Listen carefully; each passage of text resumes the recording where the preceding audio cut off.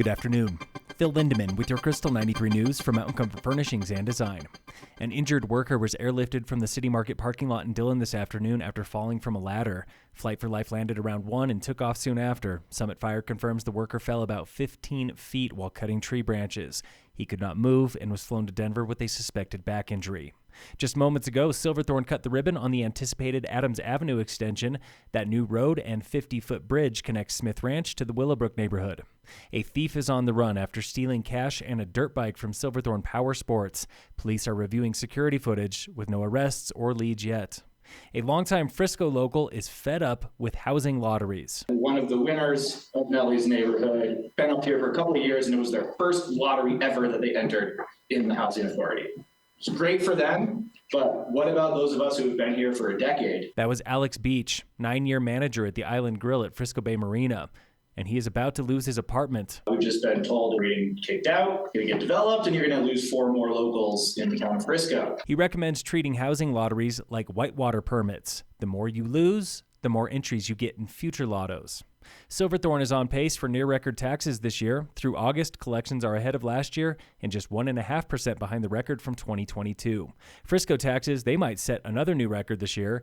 Breckenridge collections are just about flat with last year.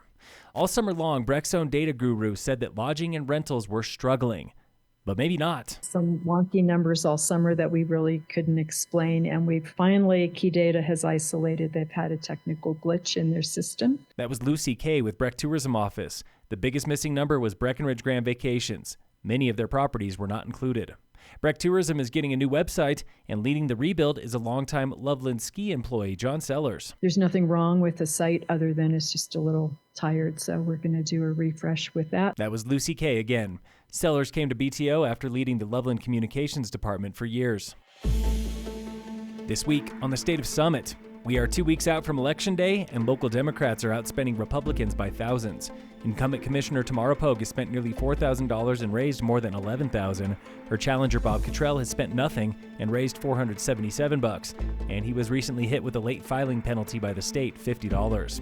Incumbent Eric Mamula spent nothing and raised nothing. Challenger Al Bakkers raised $700 and spent $100. At the state level, Speaker of the House Julie McCluskey has raised $118,000 and spent nearly $53,000. That's 5 times more than her challenger, Dave Williams of Chaffee County. Tune in again next week for the State of Summit on Krystal 93. In sports, tonight's the regular season opener for most of the NBA, except for the Nuggets. Denver opens the season tomorrow with the Thunder. Phil Lindeman, Krystal 93 News.